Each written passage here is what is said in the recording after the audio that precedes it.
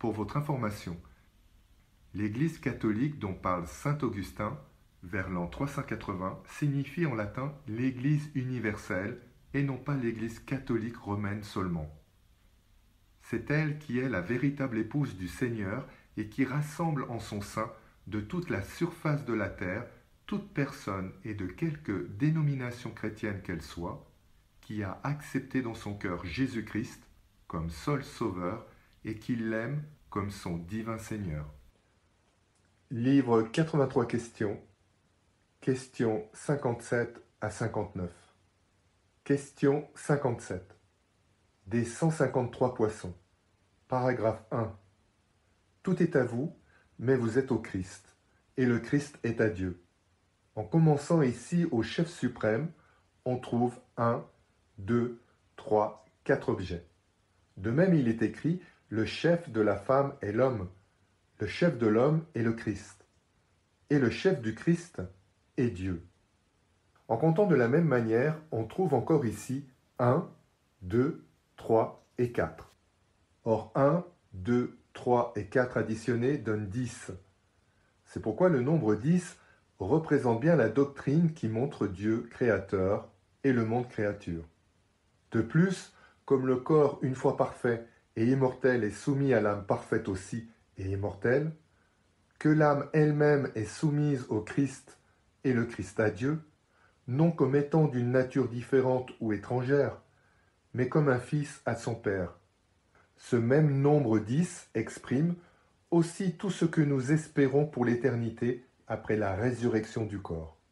Peut-être est-ce pour cela que les ouvriers loués pour travailler à la vigne reçoivent un denier pour salaire. Or, comme 1, 2, 3 et 4 réunis font 10, de même 1, 2, 3 et 4 multipliés par 4 forment 40. Paragraphe 2.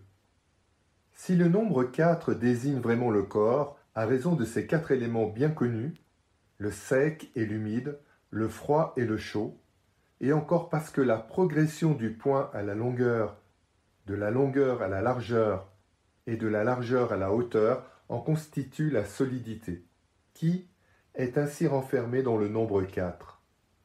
Il ne sera pas déraisonnable d'exprimer par le nombre 40 l'œuvre accomplie dans le temps pour notre salut.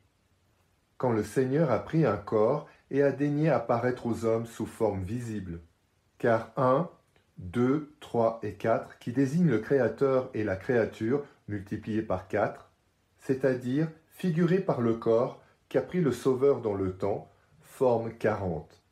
En effet, entre 4 et 4 fois existe cette différence que le premier indique l'état fixe et le second le mouvement. Donc, comme 4 se rapporte au corps, 4 fois le rapport au temps, et par là se trouve indiqué le mystère opéré corporellement et dans le temps, en vue de ceux qui étaient esclaves de l'amour du corps et soumis aux variations du temps. Donc, aussi, comme nous l'avons dit, le nombre 40 est censé désigner, avec assez de fondement, l'œuvre même de la providence dans le temps. Et si le Christ a jeûné 40 jours, c'est peut-être pour faire ressortir la pauvreté de ce siècle qui repose sur le mouvement des corps et sur le temps, comme aussi quand il a passé 40 jours avec ses disciples après sa résurrection. C'était par allusion, je pense, à l'œuvre qu'il a accomplie dans le temps pour notre salut. Or, le nombre 40, si on additionne ses parties alicotes, s'élève au nombre 50 et à la même signification. En effet, ces parties alicotes le forment avec exactitude. Or, quand la vie corporelle et visible que l'on mène dans le temps a toute l'exactitude de la justice, on arrive à la perfection dont l'homme est capable. Cette perfection, comme nous l'avons dit, est exprimée par le nombre 10, et le nombre 40, en faisant la somme de ses parties alicotes, produit le nombre 10, parce qu'il s'élève à 50, comme nous l'avons dit aussi plus haut. En effet, 1, renfermé 4 fois dans 40, 2, 20 fois, 4, 10 fois, 5, 8 fois, 8, 5 fois, 10, 4 fois, et 20, 2 fois, réunis ensemble, forment 50. Or, il n'y a dans le nombre 40 aucun autre nombre que ceux que nous venons d'énumérer, et dont nous avons formé le nombre 50 en les additionnant l'un à l'autre. Après avoir donc passé 40 jours avec ses disciples, après sa résurrection, pour leur recommander l'œuvre qu'il avait accomplie pour nous dans le temps, le Seigneur monta au ciel, et 10 jours après, il envoya le Saint-Esprit pour les perfectionner spirituellement et les rendre capables de comprendre les choses invisibles, eux qui n'avaient cru jusque-là qu'aux choses temporelles et visibles. En effet, par les 10 jours après lesquels il envoya le Saint-Esprit, il indiquait la perfection opérée par le Saint-Esprit. Car c'est ce nombre 10 que produit le nombre 40 lorsque par l'addition de ses parties aliquotes, il devient le nombre 50. Et c'est ainsi qu'en vivant avec l'exactitude de la justice, on parvient à la perfection, désignée par ce même nombre de 10 qui forme le nombre 50 en s'ajoutant à 40. Donc, puisque la perfection opérée par le Saint-Esprit, tant que nous vivons dans la chair sans marcher selon la chair, s'unit à la vie du temps, nous avons raison de penser que le nombre 50 désigne l'Église.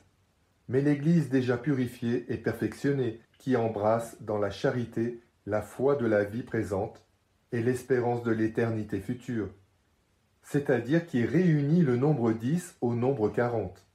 Or, soit parce qu'elle est composée de 3 espèces d'hommes, les juifs, les gentils et les chrétiens charnels, soit parce qu'elle est marquée du sceau de la Trinité dans le sacrement, cette Église désignée par le nombre 50, si on multiplie par 3 le nombre qui lui est propre, arrive à 150.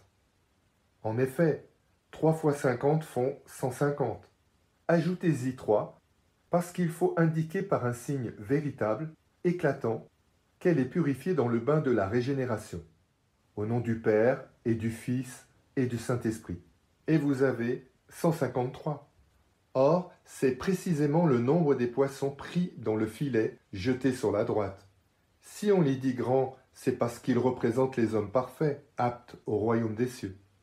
En effet, dans l'autre cas, le filet qui ne fut point jeté sur la droite prit de bons et de mauvais poissons, qui furent séparés sur le rivage. Car dans l'état présent de l'Église, il y a tout à la fois de bons et de mauvais poissons dans les filets des préceptes et des sacrements divins. Or, la séparation se fait à la fin des temps, c'est-à-dire à l'extrémité de la mer sur le rivage. Les justes règnent d'abord dans le temps, comme il est dit dans l'Apocalypse, puis dans l'éternité au sein de la cité qui y est décrite, là où l'œuvre du temps, désignée par le nombre 40, ayant son terme, il ne reste plus que le nombre 10. Denarius, le denier, salaire réservé aux saints qui travaillent dans la vigne. Paragraphe 3. Pris en lui-même, ce nombre peut aussi désigner la sainteté de l'Église, opérée par notre Seigneur, car le nombre 7 enfermant toute la création, puisque le nombre 3 est attribué à l'âme et le nombre 4 au corps, l'incarnation même s'exprimerait par 7 fois 3. En effet, le Père a envoyé le Fils, et le Père est dans le Fils, et le Fils est né d'une Vierge par le don du Saint-Esprit. Voilà bien 3, le Père, le Fils et le Saint-Esprit. De plus, le nombre 7 est dans l'homme, auquel s'est uni le Fils de Dieu dans l'incarnation pour le rendre éternel. La somme totale est donc de 21, c'est-à-dire de 3 fois 7. Or ce mystère de l'incarnation a procuré la délivrance de l'Église, dont le Christ est le chef. Mais cette Église ayant été réparée dans son corps et dans son âme, voilà encore le nombre 7. Or, en multipliant 21 par 7, à cause de ceux qui sont délivrés par l'homme-dieu, on trouve pour total 147. On y ajoute le nombre 6, ou le nombre parfait, attendu qu'il se compose exactement de la somme de ses parties aliquotes. En effet, ces parties aliquotes sont 1, qu'il contient 6 fois, 2, qu'il renferme 3 fois, 3, qu'il contient 2 fois, et 1, 2, 3 réunis donne 6. Peut-être est-ce pour ce motif que Dieu a achevé mystérieusement l'œuvre de la création le 6e jour. Si donc vous ajoutez 6, le signe de la perfection, à 147, vous obtenez 153, le nombre des poissons pris le jour où, sur l'ordre du Seigneur, on jeta le filet sur la droite et non sur la gauche. où se trouvent les pécheurs. Question 58 de Jean-Baptiste. Paragraphe 1. D'après ce que l'Écriture enseigne de Jean-Baptiste dans l'Évangile, on peut, avec beaucoup de raison, croire qu'il a personnifié la prophétie, surtout d'après ce que le Seigneur dit de lui, plus qu'un prophète.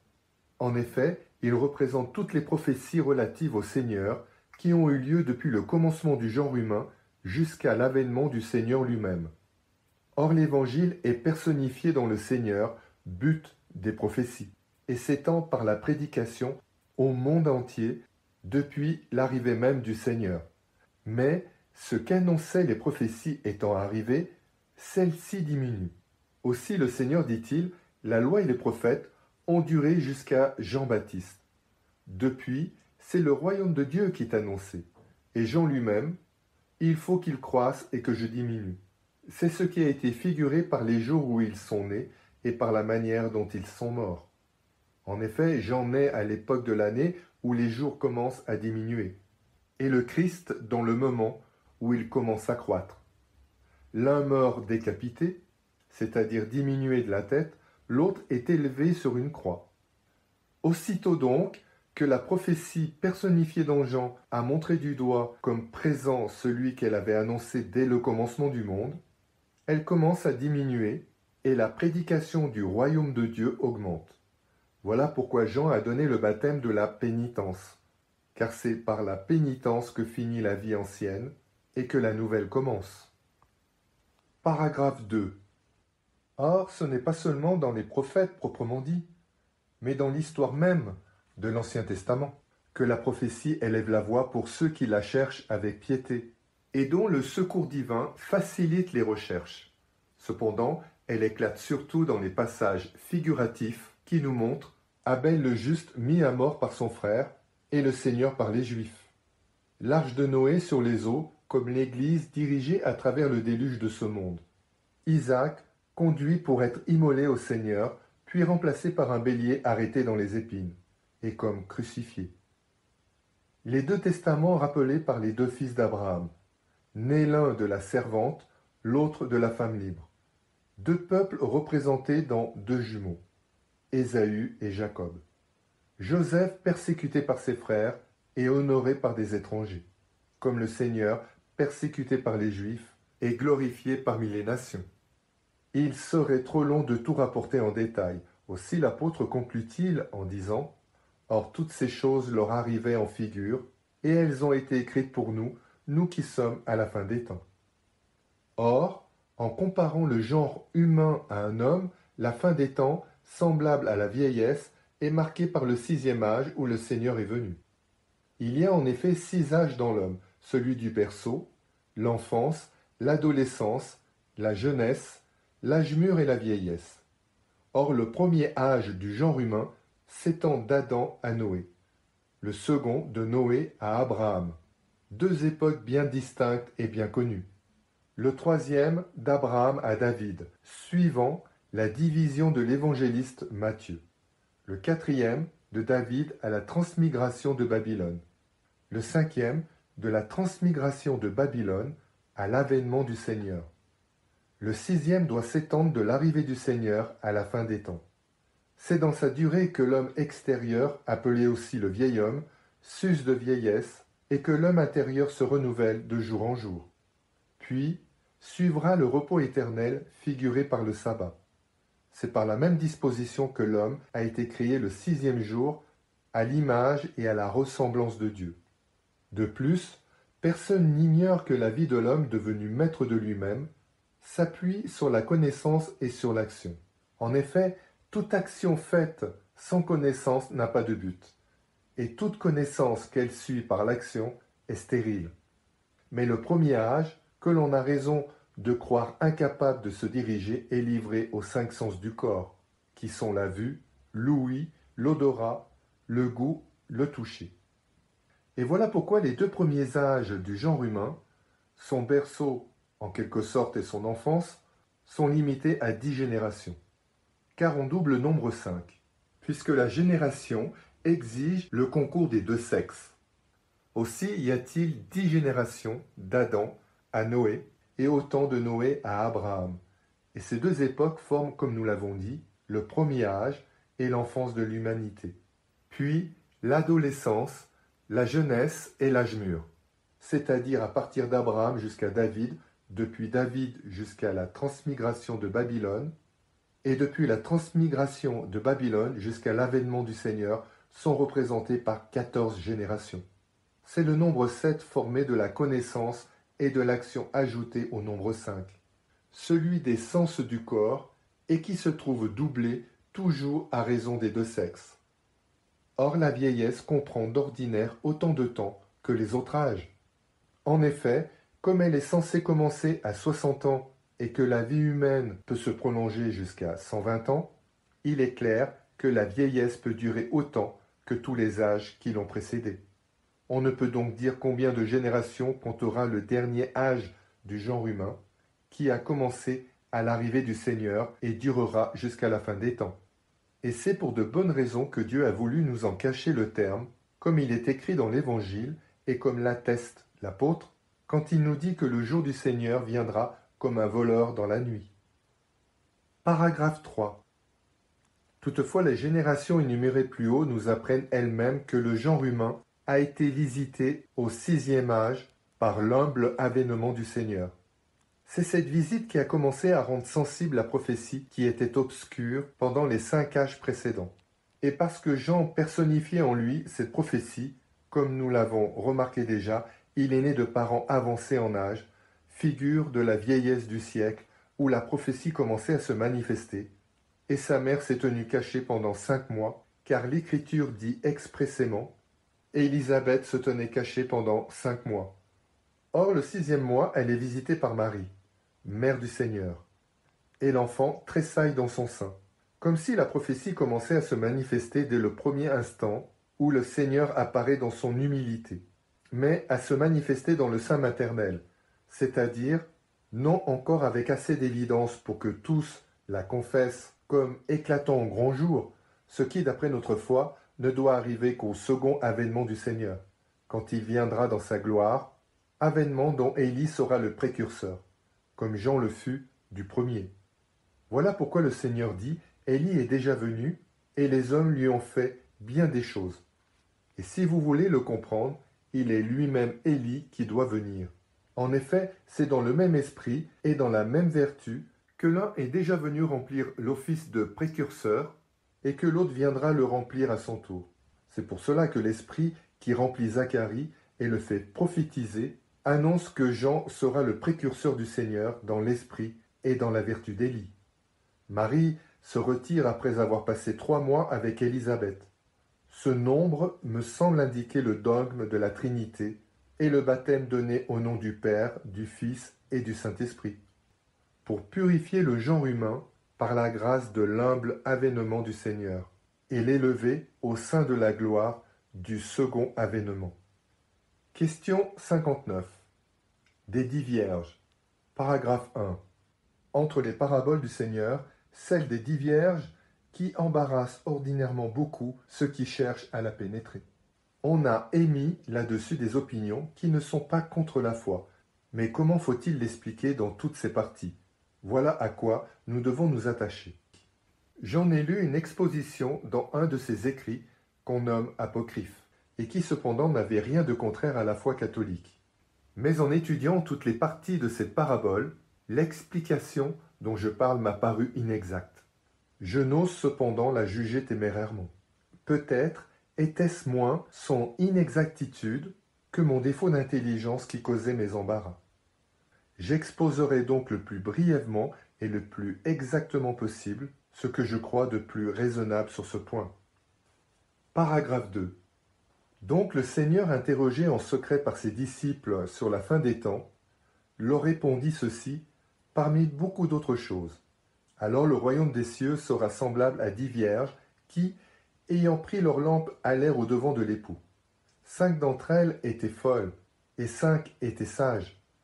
Les 5 folles, en prenant leur lampe, n'emportèrent point d'huile avec elles, mais les sages prirent de l'huile dans leur vase avec leur lampe. Or l'époux, tardant à venir, elles s'assoupirent toutes et s'endormirent.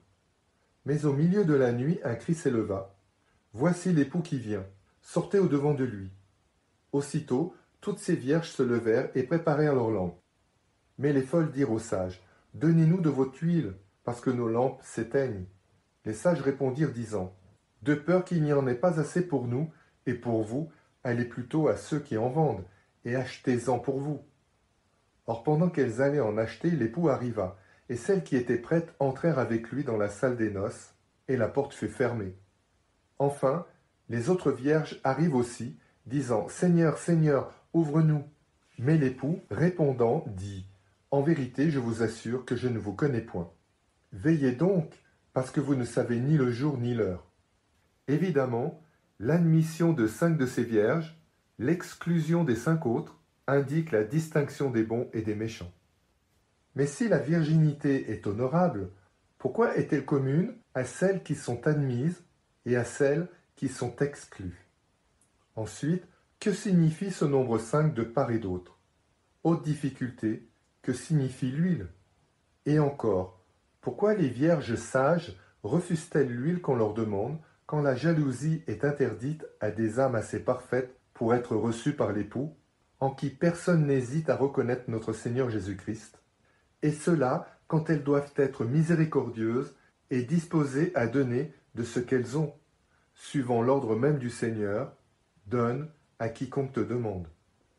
Et pourquoi, en donnant de leur huile, aurait-elle à craindre qu'il n'y en ait pas assez pour toutes? Voilà des questions qui augmentent singulièrement la difficulté.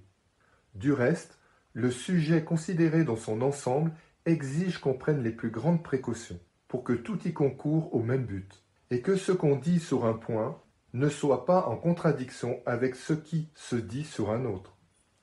Paragraphe 3. Les 5 vierges me semblent donc représenter l'abstention des 5 sortes de plaisirs charnels. Il faut en effet s'abstenir du plaisir déréglé de la vue, de celui de l'oreille, de l'odorat, du goût et du toucher. Mais cette continence n'a tantôt pour témoin que Dieu, à qui l'on cherche à plaire dans la joie intime de la conscience. Et tantôt se montre au regard des hommes dans le but de recueillir leur suffrage. Voilà pourquoi 5 des vierges sont proclamées sages, et les 5 autres folles.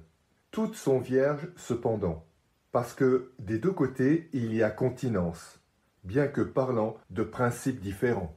Or les lampes qu'elles ont à la main, ce sont les œuvres qu'elles produisent en harmonie avec cette continence. Il est dit d'ailleurs que vos œuvres brillent aux yeux des hommes. Toutes prirent leurs lampes et allèrent au-devant de l'époux. Il faut donc entendre tout ceci des chrétiens, car ceux qui ne sont pas chrétiens ne vont pas au-devant du Christ, de l'époux. Mais les 5 folles, en prenant leurs lampes, n'emportèrent pas d'huile avec elles. En effet, beaucoup d'hommes, quoique pleins de confiance dans la bonté du Christ, ne cherchent cependant pas d'autre joie dans la continence que les louanges humaines. Ils n'ont donc pas d'huile avec eux, car j'imagine que l'huile désigne ici la joie. Il est écrit, « C'est pour cela que Dieu, que votre Dieu, a versé sur vous l'huile de la joie. » Or, quiconque cherche une autre satisfaction que celle de plaire intérieurement à Dieu n'a point d'huile avec lui. Mais les sages prirent de l'huile dans leur vase avec leurs lampes, c'est-à-dire placèrent dans leur cœur et dans leur conscience la joie de leurs bonnes œuvres. Suivant le conseil de l'apôtre, que l'homme s'éprouve lui-même, et alors il trouvera sa gloire en lui et non dans un autre. Or l'époux, tardant à venir, elles s'assoupirent toutes, parce que tous ceux qui pratiquent la continence, soit qu'ils ne cherchent leur bonheur qu'en Dieu, soit qu'ils se laissent séduire aux louanges des hommes, doivent tous mourir dans le temps, jusqu'à ce que la résurrection des morts ait lieu à l'arrivée du Seigneur. Mais au milieu de la nuit, c'est-à-dire au moment où personne ne le sait, ni ne s'y attend, car le Seigneur lui-même a dit, « Pour ce jour et cette heure, personne ne les connaît. » Et l'apôtre, « Le jour du Seigneur viendra comme un voleur dans la nuit. » Ce qui signifie que le moment de son arrivée est absolument inconnu. Un cri s'éleva, « Voici l'époux qui vient, sortez au-devant de lui. » En un clin d'œil, au son de la dernière trompette, nous ressusciterons tous.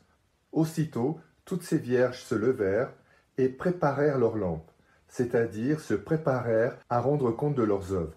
car nous devons tous comparaître devant le tribunal de Christ, afin que chacun reçoive ce qui lui est dû, selon qu'il aura fait du bien ou du mal pendant qu'il était uni au corps.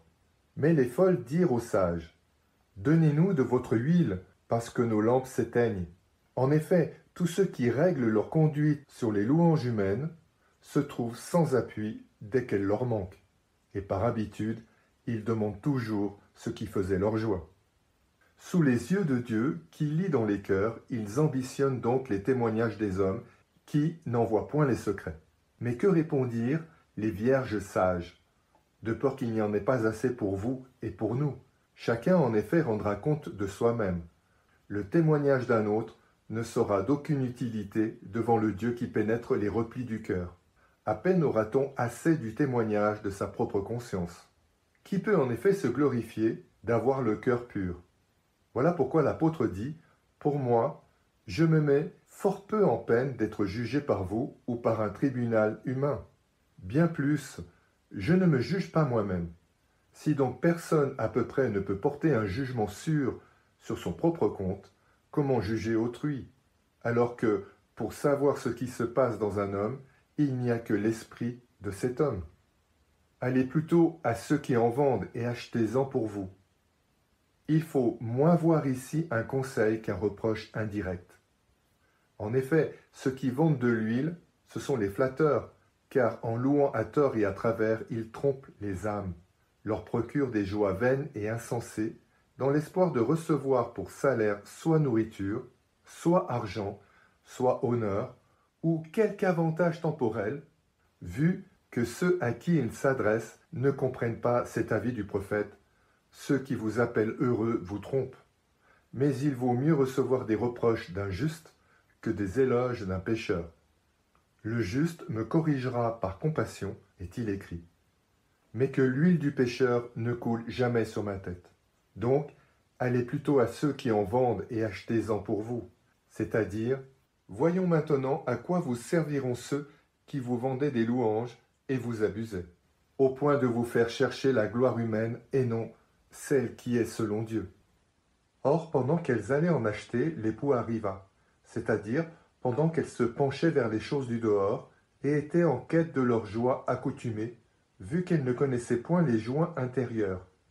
Celui qui juge arriva, et celles qui étaient prêtes, c'est-à-dire à qui leur conscience rendait un bon témoignage devant Dieu, entrèrent avec lui dans la salle des noces, c'est-à-dire là où l'âme pure s'unit pour être fécondée au Verbe de Dieu, pur, parfait, éternel. Et la porte fut fermée, c'est-à-dire après la réception de ceux qui doivent revêtir la vie des anges, car nous ressusciterons tous, dit l'apôtre, mais nous ne serons pas tous changés. L'entrée du royaume des cieux fut fermée. En effet, après le jugement, il n'y a plus de place pour la prière, ni pour les mérites. Enfin, les autres vierges arrivent aussi, disant « Seigneur, Seigneur, ouvrez-nous !» On ne dit pas qu'elles eussent acheté de l'huile, d'où il faut conclure que, privées des satisfactions que leur procuraient les louanges humaines, elles revinrent accablées de douleur et d'affliction, implorer la miséricorde de Dieu. Mais après le jugement, il est bien sévère, lui dont avant le jugement la bonté était sans borne. Aussi répond-il, « En vérité je vous dis que je ne vous connais point. » En vertu de cette règle, que la providence ou la sagesse divine n'admet point à participer à ses joies, ceux qui ont paru agir selon ses commandements, mais seulement pour plaire aux hommes et non à Dieu. Aussi le Sauveur conclut-il, « Veillez donc parce que vous ne savez ni le jour ni l'heure. Non seulement chacun ignore l'heure dernière où l'époux doit venir, mais personne ne sait le jour et l'heure où il faudra mourir. Cependant, quiconque se tient prêt jusqu'au sommeil, c'est-à-dire jusqu'au moment où il subira la mort selon la loi, comme sera aussi trouvé prêt quand retentira au milieu de la nuit la voix qui doit éveiller tous les morts. » Paragraphe 4.